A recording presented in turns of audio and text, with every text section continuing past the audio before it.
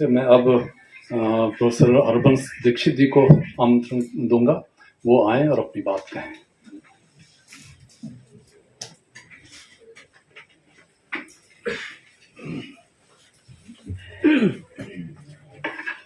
धन्यवाद प्रोफेसर पांडे जी।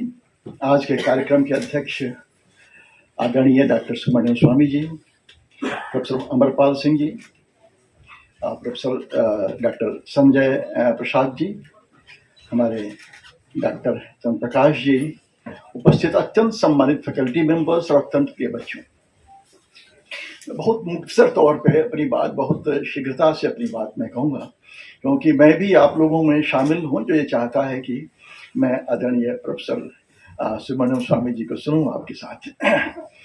दरअसल अभी पिछले 3-4 महीनों में करीब 3 या 4 ऐसे मौके आए जब इंडियनाइजेशन ऑफ कोर्ट्स की बात हुई या लीगल सिस्टम की बात हुई, और दोनों तरफ से हुई, पॉलिटिकल लीडरशिप की ओर से भी हुई और जुडिशियल लीडरशिप से हुई। जब मैं जुडिशियल लीडरशिप कह रहा हूं तो उस समय के मुख्य न्यायाधीश महोदय रमन्ना साहब ने भी कहा, और जो सीनियर मोस्ट जज थे उस समय उन्होंने भी इसका कई जगहों पर जिक्र किया, जुडिशियल अकादमी वगैरह में।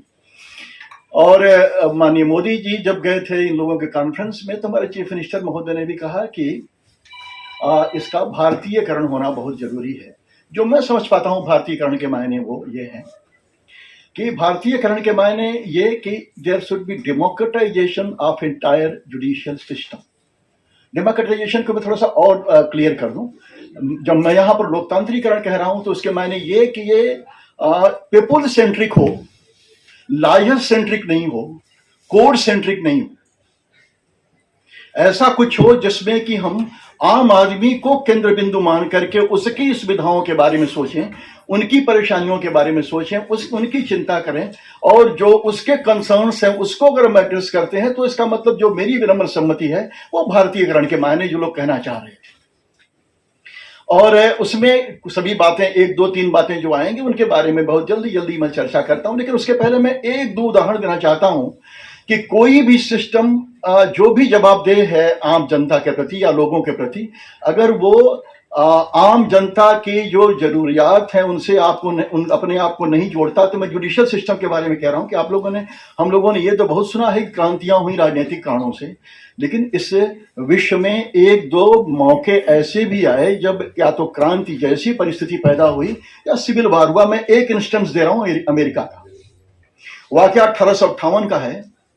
उस समय दास प्रथा अभी खत्म हो रही थी, लेकिन कुछ प्रांत ऐसे थे जहां दास प्रथा थी अभी। एक ड्रेड स्कॉट नाम का व्यक्ति अपना जो कर्ज है उससे चुकता कर देता और कहता कि since I am a free individual I should be given permission in a college to study. Principal साहब मना कर देते और कहते हैं no no no, blacks are not meant for being educated. उनको उनका शिक्षा से क्या मतलब है, तो व्हाइट्स के लिए प्रेरोगेटिव है, और वो मना कर देते हैं। वो रहा होगा बहुत दृढ़ निश्चयी व्यक्ति, वो जाता है हाई कोर्ट में, वहां से हारता है, फिर जाता है सुप्रीम कोर्ट में। 1858 का केस है। Chief justice Taney was chief justice of America at that time. और to your surprise and my surprise also, जब मैं पहली बार मैंने पढ़ा कि अमेरिका की सुप्रीम कोर्ट ये कहती है कि नहीं, आपको पढ़ने की लिबर्टी नहीं है, आपको पढ़ने की आजादी नहीं है, आपको दाखिला नहीं मिलेगा। और जानते हैं उसका इंपैक्ट क्या हुआ? अमेरिका में गृह युद्ध छिड़ गया, जो अब्राहम लिंकन की बलि लेकर 1865 में समाप्त हुआ।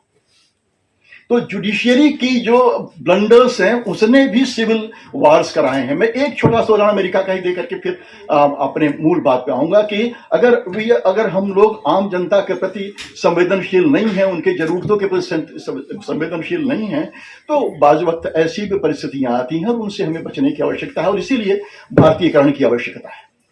एक उदाहरण मैं 1930s का दे रहा हूं। 1930 के दशक में हमारे आदरणीय सुब्रमण्यम स्वामी साहब तो इस विषय के भी बहुत जानकार हैं, इकोनॉमिक्स के भी, बाकी विषयों के अलावा। तो पूरी दुनिया में इकोनॉमिक डिप्रेशन आया था। अमेरिका में एक अवधारणा शुरू हुई थी लेसेज फेरे, और को समाप्त करके वो न्यू डील लेजिस्लेशन ला रहे थे, जिसमें कि वो रेगुलेट कर रहे थे इकोनॉमी को धीरे धीरे।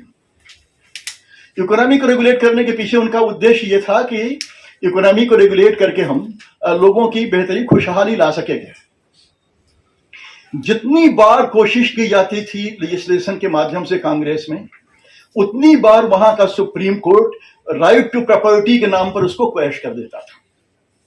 एक बार हुआ, दो बार हुआ, तीन बार हुआ, और तत्कालीन प्रेसिडेंट को पब्लिकली कहना पड़ा कि अगर सुप्रीम कोर्ट अपनी इस आदत से बाज नहीं आता है तो जो शब्द इस्तेमाल किया था मैं उसको इस्तेमाल करने जा रहा हूं, I will have to pack up the supreme court in order to save this country from supreme court.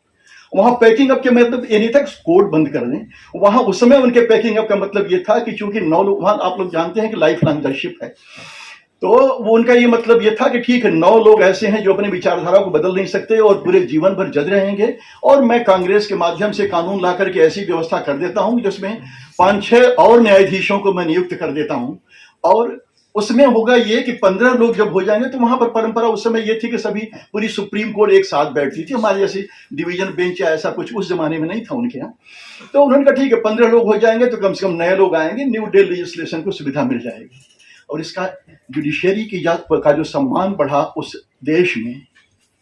वहां पर अभी भी कंटेम्प्ट ऑफ कोर्ट एक्ट की आवश्यकता, civil contempt of court contempt की आवश्यकता नहीं है जुडिशरी के सम्मान को बचाने के लिए, वो हम ही लोग हैं जो कि लिए जा रहे हैं अभी। खैर, तो वहां 2 जो सीनियर जजेस थे वो कहते थे कि since our philosophy is coming in the way of development of this great country, we hereby resign from our post to let others come so that new deal legislation or new development may go ahead। तो judiciary की प्रतिष्ठा या बाकी किसी भी इदारे की, किसी भी संस्था की प्रतिष्ठा त्याग से और इन सब तौर तरीकों से बढ़ती है। हाँ, हम सौभाग्यशाली निश्चित रूप से इस मामले में हैं कि हम केवल एक वाकया ऐसा आया राइट टू प्रॉपर्टी को लेकर के ही यहाँ पर आया था संयोग से। 4th कॉन्स्टिट्यूशनल अमेंडमेंट जब ला रहे थे नेहरू जी, तो उनको एक बार कहना पड़ा कि ये कुछ एक पर्टिकुलर जज साहब के बारे में उन्होंने नाम लिया था, जस्टिस सुब्बा राव साहब के बारे में नाम लिया था उन्होंने, और कहा था कि ये तो इस तरह से हैं कि जैसे तमाम बाधा पैदा कर रहे हैं। खैर, वो बात आई गई हो गई, और हम लोग सौभाग्यशाली एक मामले में और हैं जो पूरे दुनिया के इतिहास में नहीं हुआ, और वो ये कि ये एकमात्र देश है जहां मुट्ठी भर लोगों से जमीन लेकर के लाखों लाख लोगों को दिया गया जमींदारी एबॉलिशन एक्ट के माध्यम से, और एक कतरा खून नहीं बहा, एक कतरा खून नहीं बहा। तो ये केवल इस वजह से हुआ क्योंकि कोर्ट्स ने उस समय ये रुख अपनाया कि नहीं ठीक है, हमें आम जन के बारे में, आप आम लोगों की आकांक्षाओं के बारे में सोचना है, और जो हम अब ये जो चर्चा करते हैं कि नहीं हम ये पीपुल सेंट्रिक होंगे, तो उसका मतलब मोटे तौर पर यही है कि हमें लोगों की जो सोच है और जो लोग हैं उनसे हमें जुड़ाव रखना है। अब देखते हैं 3-4 बातें ऐसी हैं जिनको कि मैं, जो पुरानी पद्धति रही है उसमें क्या खासियत है और कितना हम लोग कर पाए हैं, जल्दी जल्दी मैं उनको जोड़ करके आगे बढ़ता हूं।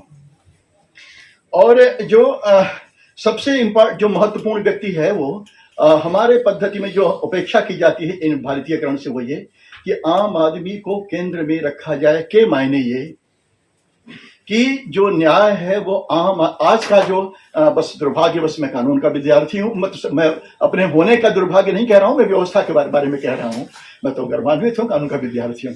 तो दुर्भाग्यवश परिस्थितियां ऐसी हैं कि इसमें हम अधिक जो हमारी व्यवस्था है वो या तो के मतलब ऐसा उसका हम वकील के ऊपर केंद्रित हैं, न्यायालय के ऊपर केंद्रित हैं, और जिनकी भाषा में मंत्र के प्रति सम्मान व्यक्त करता हूं, लेकिन जो मंत्राक्षरों की तरह कभी कभी इतनी गूढ़ होती है कि आम आदमी के पल्ले नहीं पड़ती।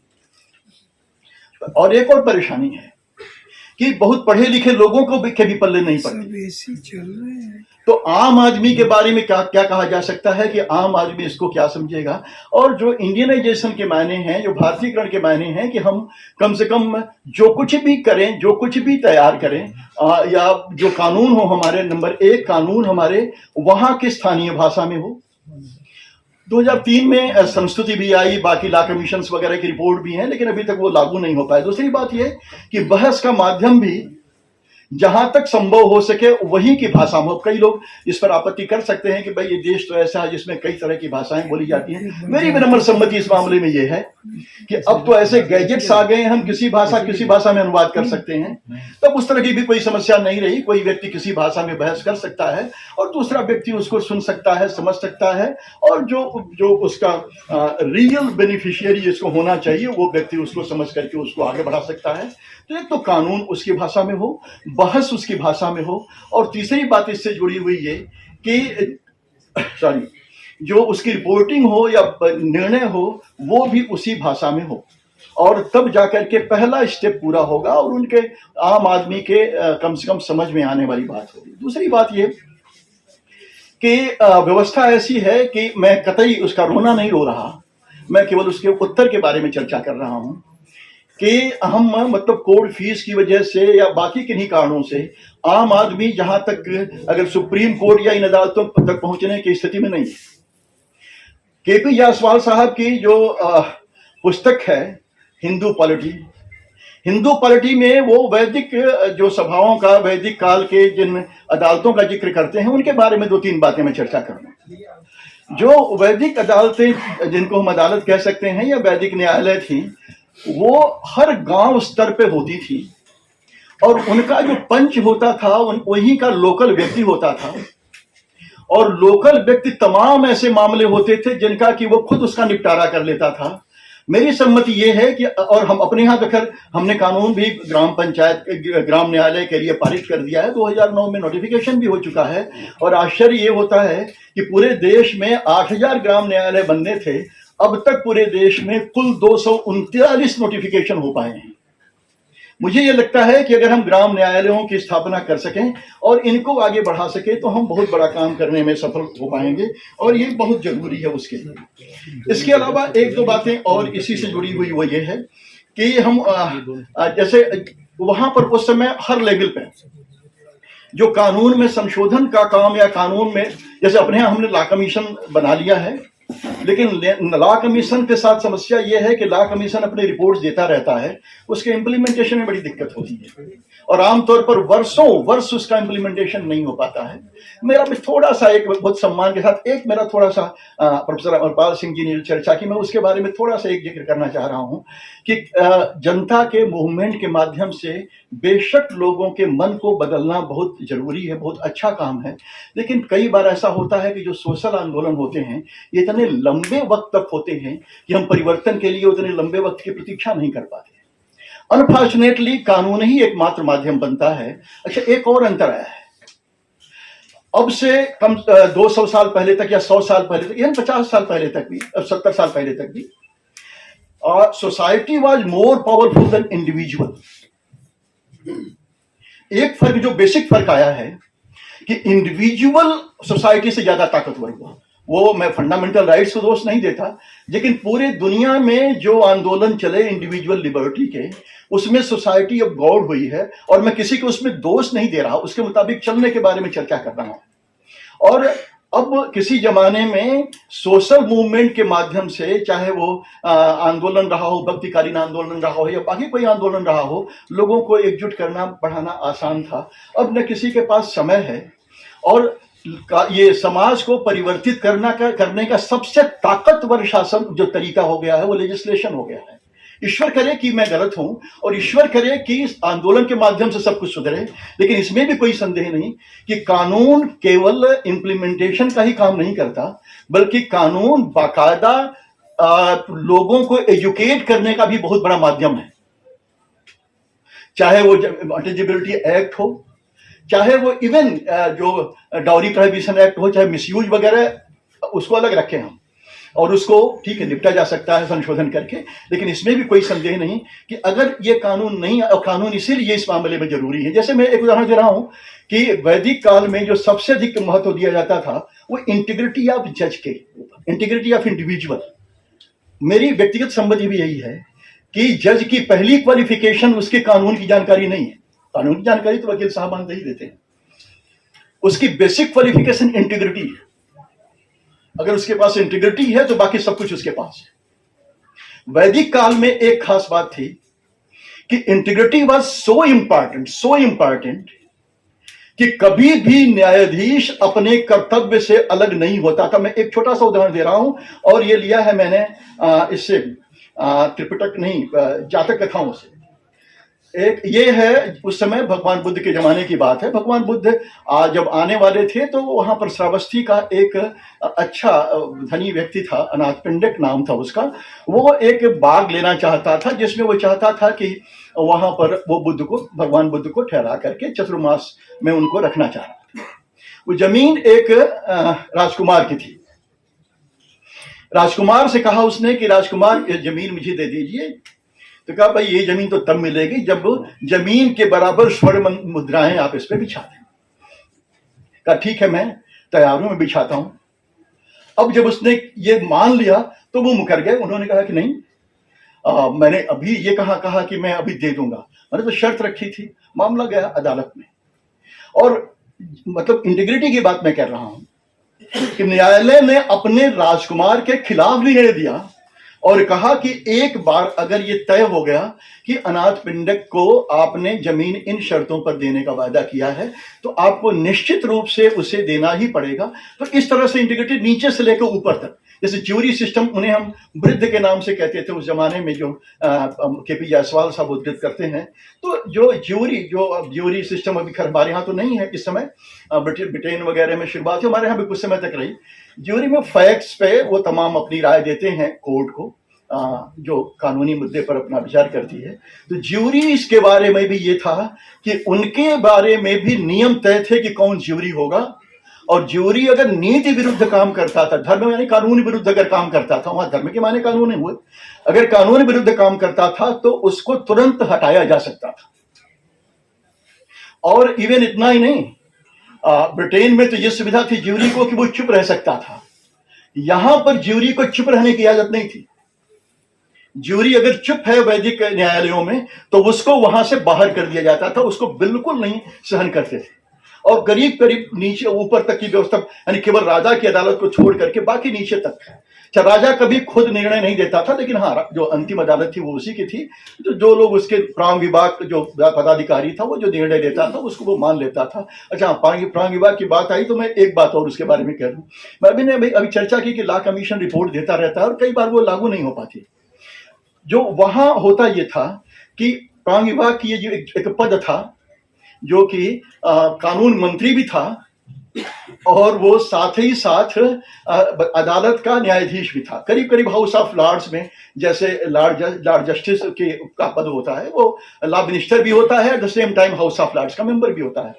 तो करीब करीब उसी जैसा। तो प्रांग विभाग की जिम्मेदारी थी कि वह जो कुछ ऑब्सोलीट या काल बाह्य हो गया है उसके बारे में वो सूचित करें। और उनका तरीका बड़ा अच्छा था क्योंकि निर्णय होना था उसी के हिसाब से। तो वो करते क्या था कि जो स्मृतियां होती थी जो कि कोडिफाइड लॉ होते थे उस जमाने के, उसकी एक नई टीका लिख देते थे और नई टीका के आधार पर उसमें संशोधन कर लेते थे कि नहीं अब इस शब्द का, इस सोच का अर्थ आगे से ये माना जाएगा, और उसके बाद उसी अर्थ को लाया जाता था। और मैं समझता हूं कि हम लोग अगर ये नहीं कर सकते, जरूरी नहीं कि सब कुछ पहले का बहुत ही अच्छा रहा हो। हम लोगों ने बाकायदा लॉ कमीशन जैसी संस्था को सृजित किया है। लॉ कमीशन काम कर रही है और अच्छा काम कर रही है। ये जरूर होना चाहिए कि लॉ कमीशन जो अपनी रिपोर्ट्स देती हैं उनके बारे में जरूर जागरूकता फैलाए जाने की। हम अध्यापकों की जिम्मेदारी कि हम लोगों से, बाकी लोगों के बीच जाकर के कहें कि भाई ये चीज ऐसी है, ये काम ऐसा है, या ये कानून ऐसा है, जिसके बारे में कि आम जनता तक आनी चाहिए। अंतिम बात मैं केवल इंटीग्रिटी पर ला करके अपने बात को वाइंड अप करने की कोशिश करता हूं, और वो है न्यायाधीशों की इंटीग्रिटी। वो इसलिए बहुत जरूरी है। मैं अपने यहां को उदाहरण दे रहा हूं। दुनिया के इतिहास में जिस भी अदालत का कद ऊंचा हुआ, चाहे वो अमेरिकन हो चाहे ब्रिटिश अदालत हो, ब्रिटेन में भी 1601 में डॉक्टर बोनहम्स केस में वो जो लॉर्ड कोक ने निर्णय दिया और बाकायदा जोखिम लिया, या अपने यहां भी जो 2 बार में 3-4 न्यायाधीशों ने अपने पद का त्याग किया, निश्चित रूप से इस काम से अदालतों की प्रतिष्ठा बढ़ती है। और अपने यहां अब चूंकि एक सिस्टम ऐसा हो गया कि जिसमें कि समाज रेगुलेट नहीं कर रहा है इंडिविजुअल को, जजेस को समाज रेगुलेट नहीं कर सकता, तो जजेस की जवाबदेही के लिए भी, उनकी भी इंटीग्रिटी सुनिश्चित करने के लिए, हमारे पुरानी व्यवस्था के मुताबिक उनकी इंटीग्रिटी को भी सुनिश्चित करने के लिए, अगर कहीं अबरेशन है, अगर इवन कम से कम कोई ये भी तो कहने वाला हो कि गैर जरूरी अगर मेरी टिप्पणी है और जो कि मैं न्यायाधीश के रूप में बोल रहा हूं, तो उसके ऊपर भी अंकुश कैसे लगाया जाए, और इन सब चीजों को कम से कम कंटेम्प्ट के दायरे से बाहर निकालने की आवश्यकता है, और ताकि इससे उसी के अदालत की ही प्रतिष्ठा बढ़ती है। If I am doing something which is unbecoming of my personality, my post, तो मैं निश्चित रूप से अपने इंस्टीट्यूशन को नुकसान पहुंचा। तो मुझे लगता है कि इंटीग्रिटी को सुनिश्चित करने के लिए, सत्यनिष्ठा को सुनिश्चित करने के लिए और थोड़ा सा और बेहतर करने के लिए बाकी चीज़ों के अलावा कुछ ऐसा जरूर, अब जुडिशियल कमीशन वगैरह तो नहीं हो पाया, लेकिन कुछ ऐसा जरूर होने की आवश्यकता है, विलेज कोर्ट्स को बनाने की आवश्यकता। और अंतिम बात ये कि हाँ, जो वैदिक अदालतें थीं वो केवल तकनीकी आधारों पर निर्णय ही नहीं देती थी, बल्कि उनका एक और काम था कि आज जिसे हम आर्बिट्रेशन कहते हैं, कंसिलिएशन कहते हैं, वो सब काम भी बाकायदा पंचों के माध्यम, पंच कहते भी उनको पंच ही थे, लेकिन वो पंच के माध्यम से या एक दूसरे से समझौता करा करके भी, और मीडिएशन जैसी स्थिति में भी लोगों से समझौता करा करके। इसकी सबसे बड़ी अच्छा ये है कि आर्बिट्रेशन में, कंसिलिएशन में, मीडिएशन में कोई हारा हुआ व्यक्ति नहीं होता। अदालतों में तो कोई एक हारता है दूसरा जीतता है, वहां पर कोई हारता नहीं, सब जीतने वाले होते हैं। और यहाँ पर जितना इस बात पर हमें बल देना चाहिए था, मुझे लगता है कि हम लोग उतना नहीं दे पाए हैं। आर्बिट्रेशन कंसिलिएशन एक्ट हमारे पास पहले से ही है, संशोधन होकर के काफी मजबूत भी बना दिया गया है उसको भी, और मीडिएशन को भी खैर कुछ अदालतों ने अपनी ओर से कोशिश करके काफी अच्छा काम किया है। इसको भी आगे बढ़ाने की आवश्यकता है वो है, ताकि वास्तव में हमारा जो जुडिशियल सिस्टम है, जो कानूनी व्यवस्था है, वो पीपल सेंट्रिक हो सके, आम आदमी के प्रति केंद्रित हो सके और आम होपफुल। एक जो खास बात है ये डेमोक्रेसी की, और वो ये है, और जो पिछले 500-600 वर्षों में डेमोक्रेसी विकसित हुई, मैं इसलिए ये बात कह रहा हूं कि I have trust in we the people of India. मैं इसलिए कह रहा हूं ये बात बहुत गौरवान्वित होकर के भी और भरोसे से भी कि उन्हीं परिस्थितियों में हमारे साथ हमारे भाई बंधु भी आजाद हुए। एक भी मुल्क नहीं है जहां पर पिछले 75 वर्षों से मुसलसल डेमोक्रेसी रही। डेमोक्रेसी ऑलवेज अ लग्जरी इस सेंस में कि हमें बोलने की आजादी मिलती है, वही बोलने की आजादी चांदमन चौक में नहीं मिलती और लोगों के ऊपर टैंक चला दिया जाता है। तो अगर ये देश, और उस देश में जहां पर कि 560 के आसपास मतलब छोटे छोटे देश रहे हों, उसको एकजुट अगर रखा है इस व्यवस्था ने, यहाँ के लोगों ने, उस देश में जहां पर कि दिन भर बहस करके इतने बड़े देश का शासन एक व्यक्ति के सिर से उतर के दूसरे व्यक्ति के सिर पे उतार चला जाता है, तो हमें निश्चित रूप से गौरवान्वित होने की आवश्यकता है और हमें इस पर भरोसा करने की आवश्यकता है कि इस तरह के प्रयासों से आज डॉक्टर चंद्र प्रकाश जी ने जो शुरुआत की है, जो अलग जगाई है, या जो इसकी सुगबुगाहट शुरू हो गई है, जैसे भगवान बुद्ध ने 5 लोगों को लेकर के अपनी शुरुआत की थी, तो उसी प्रकार से जो बड़ी बातें होती हैं वैसे ही शुरू होती हैं। मुझे भरोसा है कि आज के इस सेमिनार हॉल में जो कुछ घटित हो रहा है, जो कुछ हो रहा है, वो एक बीज है, एक शुरुआत है। आगे चल करके उसका बहुत अच्छा रूप हमें देखने को मिलेगा। धन्यवाद। Subscribe now and press the bell icon. Never miss an update from Tips Official.